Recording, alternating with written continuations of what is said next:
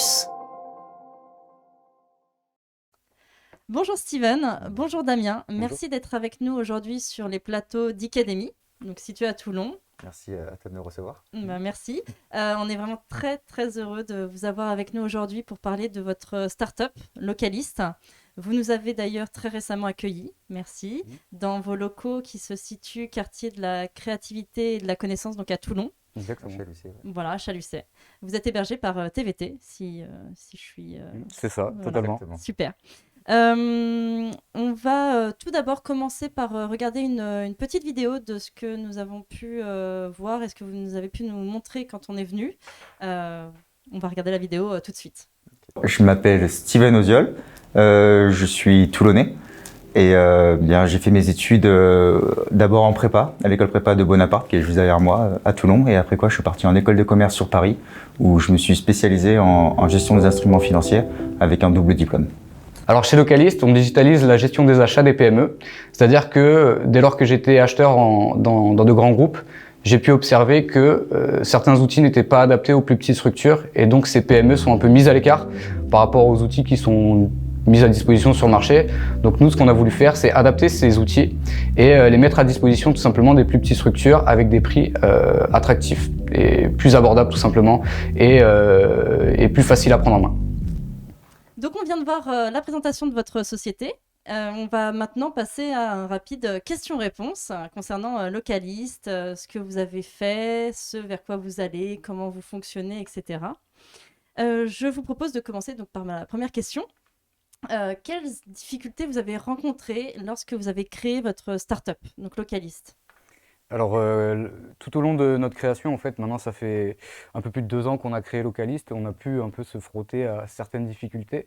Et je pense que la difficulté principale qu'on a pu avoir, tout simplement, ça a été le fait de se lancer dans le grand bain, dans l'entrepreneuriat, et de se retrouver un peu seul, en fait, tout simplement, puisque dès lors qu'on commence à se lancer dans ce genre de parcours, on va dire, si on n'est pas bien entouré, si on n'est pas bien cadré, on va dire, ça peut vite être déstabilisant. D'accord. C'est vrai que ouais, de ne pas savoir par où commencer tout simplement. Avoir l'idée c'est une chose, mais ensuite peut-être savoir l'exécuter ou la mettre en œuvre, c'était je dirais ce qui est un peu plus la principale difficulté qu'on a rencontrée, du moins au début, à savoir cette recherche d'accompagnement et de bonnes pratiques. D'accord. Et du coup, vous vous êtes fait accompagner par qui ? D'après ce que j'ai compris, vous êtes vous participez au réseau donc TVT et tout récemment aussi le village by CA, donc des incubateurs. Comment vous vous êtes mis en relation avec eux et comment fonctionne justement cette relation avec eux ? Alors exactement. En fait, quand on a commencé à créer le projet, on travaillait depuis chez Damien, du coup dans le salon, quoi, pas Dans le garage comme Apple et Amazon, c'est ça ? C'est ça. Mais après plusieurs mois passés dans son salon, on a eu besoin je dirais, d'une structure professionnelle pour nous encadrer et nous accompagner. Et donc on est du Var, hein, on est de l'Accro précisément. Et lorsqu'il a fallu chercher ce type de local, Damien avait déjà eu un premier contact en fait avec TVT parce qu'il avait eu une idée déjà de projet entrepreneurial. Et, et tout naturellement, en fait, on s'est dirigé vers eux, puisqu'il s'avère que TVT, c'est l'agence de développement de la métropole. Sur Toulon. Voilà, donc le bon interlocuteur et le bon acteur pour ce genre de choses. Et après avoir postulé chez eux et avoir passé un comité, ils nous ont acceptés en pépinière d'entreprise, en fait, donc D'accord. en incubateur. Et c'était ça en septembre 2019, ou novembre 2019, je ne sais plus précisément. Et aujourd'hui, donc maintenant, on est à Chalucé toujours avec TVT. Mais plus récemment, en effet, donc après cette première période, on a été lauréat en fait de la bourse French Tech incubation, je sais plus. Programme French Tech Tremplin. Voilà, merci. D'accord. Donc c'était un programme qui accompagnait certaines startups dans le numérique sur le territoire national. Et en soi, il y a eu 800 candidatures, on a été sélectionnés. Il y en avait 200 de sélectionnés. Nous, on a été sélectionnés par justement le village Baïséa à Sophia Antipolis. Bravo, Donc bravo. merci beaucoup. Et Donc, qui là n'a pas le rôle d'incubateur, mais plutôt d'accélérateur. Donc pour vraiment nous accompagner sur notre développement commercial et donc réaliser les objectifs que l'on s'est donnés. Félicitations en tout cas pour cette bourse et pour cet accompagnement. Merci. Depuis votre création, donc vous avez dit depuis fin 2019 officiellement ? vous êtes Exact, créé ouais. On a dû créer la société en septembre 2019. On donc a c'est réfléchi en récent. février, voilà, Mhm. complètement récent. Quelles sont justement vos plus belles réussites depuis que vous avez démarré cette aventure? Donc à trois, si j'ai bien compris, hein, parce que vous êtes trois. C'est vrai que Vincent, qui est le troisième cofondateur, brille par son absence, mais il n'est pas là, mais il Ouais. est encore plus présent que nous physiquement. D'accord. Mais Et voilà, on est trois. justement, du coup, quelles sont vos plus belles réussites depuis que vous avez démarré? Alors, en ce qui me concerne, je pense que ça a été le fait on a pris quand même un sacré bout de temps pour pouvoir développer notre première version du logiciel. Donc on a pris à peu près un an. Et dès lors qu'on a commencé à le lancer sur le marché, on a directement eu plusieurs entreprises qui ont voulu utiliser notre logiciel et qui ont donc validé notre marché. Vous avez vu la Donc, demande tout de suite, du coup. Vous avez, exactement. Donc d'accord. pendant un an, on a travaillé sur un logiciel où on n'avait pas forcément la visibilité derrière, puisqu'on travaillait entre nous, en fait, tout simplement. Mhm. Et dès lors qu'on a commencé à le commercialiser, on l'a proposé à certaines entreprises. Et les entreprises ont directement répondu à l'appel et ont trouvé l'intérêt. Donc ces entreprises-là ont validé notre marché, mais de façon concrète directement. Ouais. Donc pour moi, c'est une des plus belles réussites qu'on ait eues depuis le début. D'accord. Ouais, exactement. De confirmer ce que l'on pensait. En fait, cette validation de marché, comme le dit Mm. Damien, et plus encore aller dans la construction et l'amélioration de ce qu'on avait d'existant avec les réels besoins. C'est passionnant Ça et vous a c'est des confirmé réussites au quotidien. Ouais. dans votre idée, dans ce que vous avez fait. Exact. Très bien. Et aujourd'hui, donc trois créateurs, vous êtes combien maintenant, après une année, un peu plus d'une année d'existence? Vous êtes combien dans votre équipe? Comment se compose-t-elle? On est 7 actuellement, puisque en plus de nos trois associés, nous avons recruté 4 alternants, donc sur des profils divers et variés. Mais voilà où nous en sommes aujourd'hui. Donc on a un peu agrandi nos surfaces. C'est déjà bien, hein. Ouais, 7 personnes pour une start-up, c'est un oui, beau résultat. on profite des Mm. effets d'aubaine, je dirais. Et Et oui, du coup, justement, pourquoi avoir fait appel à des alternants dans votre start-up? En fait, dès lors qu'on a commencé à se développer, on avait plusieurs tâches, en fait, tout simplement. On commençait à avoir trop de tâches entre Steven, Vincent et moi. Et on a dû justement se reposer, en fait. On a dû chercher d'autres personnes qui pouvaient nous épauler pour continuer à avancer et à grandir. Donc, on a voulu tout simplement prendre des alternants parce que tous les trois, on est passé par l'alternance. Oui, Donc, on a vraiment beaucoup apprécié ce que ça a pu nous apporter, tout simplement. C'est beaucoup plus concret que l'école de façon initiale, on va dire. bien sûr. Donc on a voulu quand même pouvoir faire en sorte de prendre des alternants pour justement pouvoir un peu les former au monde d'entreprise tout simplement. Et dans le monde de la startup, ça peut être beaucoup plus intéressant dans le sens où il y a des missions qui sont diverses et variées. Très varié, oui, Donc, tout à fait. donc voilà, c'était surtout aussi du fait que l'alternance, c'est vraiment Un tremplin. exactement, c'est D'accord. vraiment un chemin très intéressant pour pouvoir rentrer sur le marché du travail. Donc vous avez fait mm, de l'alternance vous aussi dans vos formations respectives.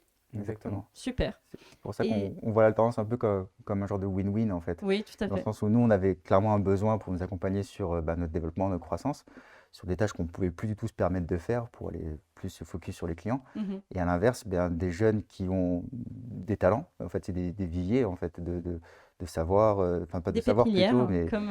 ouais, enfin, D'accord. en tout cas, ce sont des jeunes qui ont faim, entre guillemets, et qui sont prêts à croquer le marché. Et donc, nous, on profite de ça aussi. Et D'accord. puis, donc, c'est d'une part transmettre ce que l'on sait, et parce qu'on sait aussi que c'est important l'alternance, Mhm. et qu'on sait que c'est peut être des, comment dire, des talents, un vrai plus pour l'entreprise, Oui. mais aussi a- avoir leur vision. Je vois Amel qui est là, mais je sais Mhm. qu'on les sollicite sans cesse, puisque on a une startup pardon, dans le digital. On propose un outil récent pour casser un peu ce que fait le marché. Oui. Et ben, un œil jeune et novateur, ben, pour nous, on a trouvé ça stratégique aussi de les inclure dans notre stratégie, puisque ben, Mm. c'est tout simplement, je dirais, construire l'image que l'on souhaite donner en fait. D'accord. Partie intégrante de votre développement, en fait. Mm. Très bien. Et justement, quelles sont les compétences qui sont mobilisées actuellement là au sein de la startup? Parce que vous avez des parcours, comme on a vu dans votre présentation au début, donc vous avez chacun un parcours différent. Donc vous n'avez pas fait le même métier avant de commencer et de débuter votre startup. Et quelles sont les compétences justement actuellement mobilisées au sein de votre entreprise?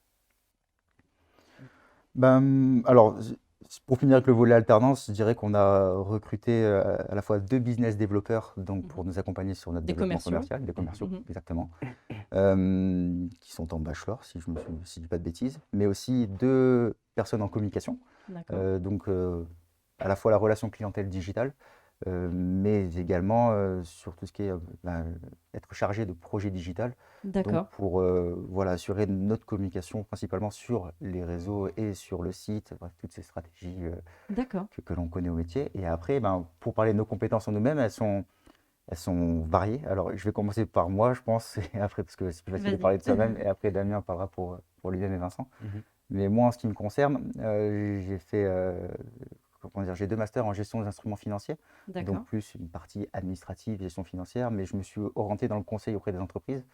Donc en termes de compétences, je dirais ben déjà comment s'adresser à ces structures-là, savoir pour quelle est la stratégie et le besoin métier aussi. D'accord. Et puis, je dirais de façon générale, plutôt de la gestion de projet, en fait, tout simplement. Ça, c'est plus l'école de commerce qui nous l'a apporté, mais Très bien. voilà pour ma part en tout cas.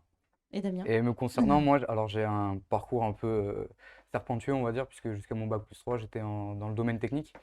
À la suite de quoi, je suis parti en école de commerce. Donc moi, mes compétences, on va dire, c'est plus axé sur les achats en entreprise et la D'accord. logistique. Après, à côté de ça, en fait, dès lors qu'on a commencé à monter la startup, on a dû chacun se donner des tâches différentes. Donc, sur le coup, on a dû chacun aussi apprendre de nouvelles compétences. Moi, de ce que je ne connaissais pas avant et de ce que j'ai dû apprendre sur le tas, j'ai appris à faire du design d'interface, de l'UI UX. D'accord. Donc, parce que je m'occupais de cette partie et que j'aime beaucoup ce côté-là, en fait, de la création. Et après, concernant Vincent, lui, de son côté, il est développeur web. Mhm. Donc, lui, il s'occupe de créer la machine, on va dire. Conception du logiciel, en fait. Exactement. D'accord. Donc, lui, Donc vous avez continué d'apprendre à travers votre startup. Votre Clairement. Ah oui, formation a totalement. continué grâce à la startup. Ah oui, Ouais, à je peine pense, sorti des études, je on pense réapprend, quoi. qu'on a encore plus appris en D'accord. ces 2 dernières années que... Que pendant Ah, des années. peut-être pas C'est plus, mais complémentaire. voilà, C'est dans la exactement. On a Ouais, poursuite. appris des clairement. choses qu'à C'est la dans la base, poursuite. on n'était pas censé apprendre. Donc, Donc, D'accord. Très nécessaire bien. d'avoir des bonnes bases, mais après, entreprendre, en tout cas, c'est apprendre au quotidien. Mm. Enfin, Ok. Et là, du coup, votre entreprise donc, est récente. Hein. Comment vous la voyez évoluer dans les années à venir, dans les 5, 10, 20 ans qui viennent? ah, euh, il faut savoir déjà que quand on parle de start-up, déjà, on essaie de vivre, de survivre. Et donc, parler de 5 à 10 ans, pour nous, ça n'a pas trop de sens, en fait, actuellement, puisque notre enjeu, déjà à court terme, voire moyen terme, c'est déjà ben, continuer notre croissance client, notre croissance chiffre d'affaires et croissance organique, donc, à venir à réaliser les objectifs qu'on s'est donnés, plutôt, Vous êtes atteindre les donné. objectifs qu'on s'est donnés. Voilà. Et puis, voilà, le marché national déjà dans un premier temps, et si on peut donner une espérance à International. 3-4 ans, voilà, international, européen, D'accord. puisque c'est notre cible aujourd'hui. Très bien. Eh bien, écoutez, voilà. Qu'est-ce qu'on peut vous souhaiter pour les années à venir surtout aussi, qu'est-ce que quel conseil vous donneriez justement aux jeunes qui ont envie soit de se lancer dans l'entrepreneuriat ou tout simplement de suivre une formation? S'ils nous regardent, vous avez envie de leur dire quoi? Alors pour ma part, je pense que le conseil que je pourrais donner à une personne qui veut se lancer dans l'entrepreneuriat tout simplement, ça serait tout d'abord de se lancer Oui, parce que tout le monde a des idées et le plus compliqué, je trouve, c'est de faire le pas en fait le pas entre l'idée et la réalité. C'est un fossé en fait, c'est même pas un pas. Et il y a beaucoup de gens qui ont peur de ça. Donc moi, le seul réel conseil que je pourrais donner, c'est vraiment de se lancer et de pas avoir peur, de pas se laisser d'y aller. envahir par la peur. D'accord. Mm. Ouais, Steven? totalement d'accord avec Damien. Franchement, il faut se lancer. Parce que l'idée, c'est bien beau de l'avoir, mais la réaliser, c'est une montagne. D'accord. Mais moi, pour ma part, je dirais continuer d'être curieux et d'apprendre, en fait. Parce que nous, on a fait Bac+5, enfin, on a étudié et compagnie, Oui. mais on apprend encore aujourd'hui et on continue d'apprendre en parallèle pour réaliser ce que l'on souhaite, en fait. Donc, je pense que être curieux et surtout faire ce qu'on aime, c'est les meilleurs conseils que je pourrais donner, moi, Super. pour ma part. C'est un message d'optimisme en tout cas. Ah bah oui. Merci à vous. Et puis, bah, qu'est-ce qu'on peut vous souhaiter pour l'avenir? de la réussite.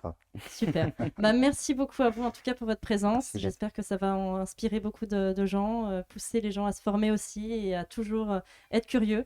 Merci beaucoup à vous Merci. et à très bientôt pour un prochain numéro de Focus.